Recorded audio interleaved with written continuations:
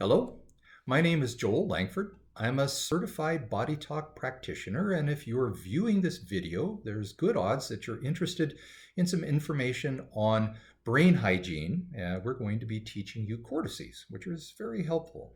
Um, Brain hygiene is sort of like a throwback to junior high school. You remember health class when we had the discussion about skin hygiene and mouth hygiene. It's probably a lot less embarrassing than junior high school, though. It turns out that your brain has some daily maintenance that's really required, if you would, hygiene, in order for it to operate in an optimal fashion. But in order to think about this, I'd like to give you an analogy that maybe most of us will be able to understand.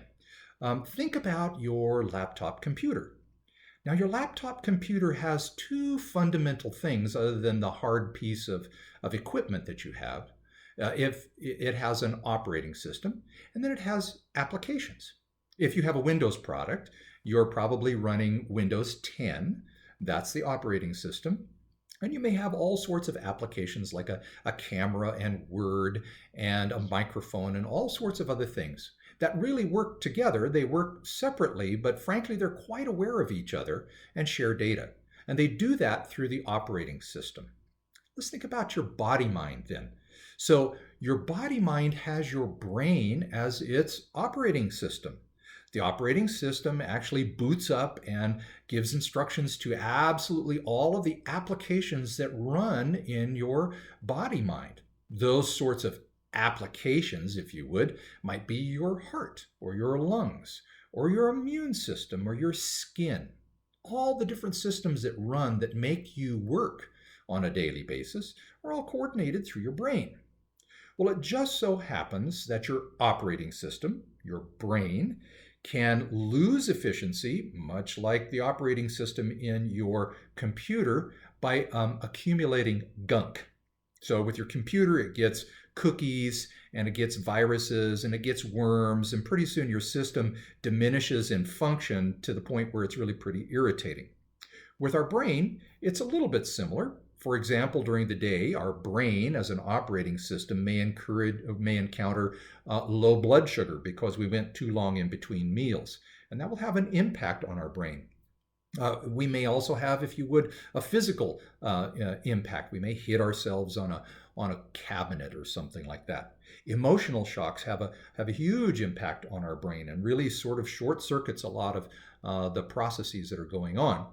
As these insults to our brain add up, pretty soon it's unable to communicate with and coordinate all of the body mind applications that are going on, such as our lungs and our heart and our skin.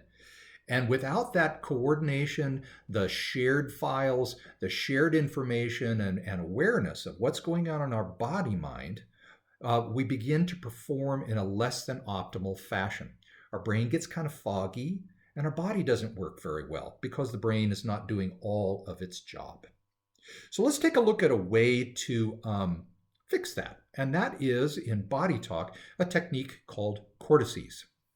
Cortices then is merely the connection energetically of the left side of the brain to the right side of the brain. And we do that with our hands. Our hands are energetic, much like our brain is energetic. Actually, our whole body is energetic.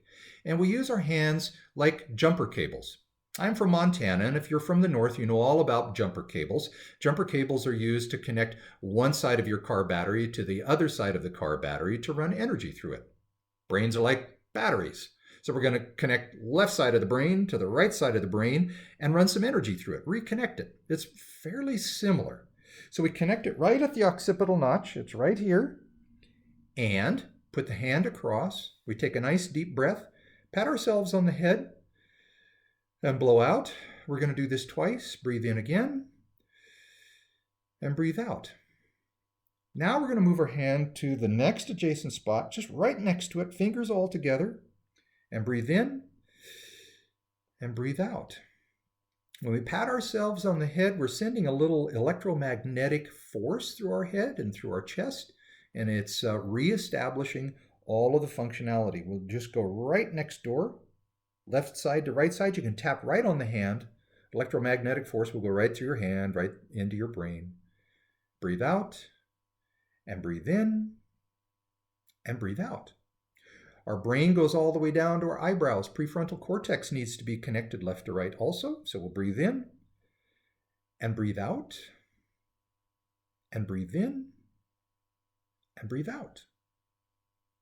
Finally, maybe most important, we have the temporal lobes and the limbic brain. That's on the sides here or in the center. We're going to connect those two. We're going to pat ourselves here and pat ourselves here. As we breathe in and out, breathe in, reconnect, breathe in, breathe out. And we're done. As I mentioned, this reconnects the left to the right side of your brain. It clears out all of the energetic gunk that you've accumulated since the last time you did this. It updates your brain's hologram of all the applications that are running and the problems that they may be having, and it gets right on the job of fixing that. That's what one of the functions of our brain. You don't have to think about it. It just simply happens. It's really a nice feature of our brain.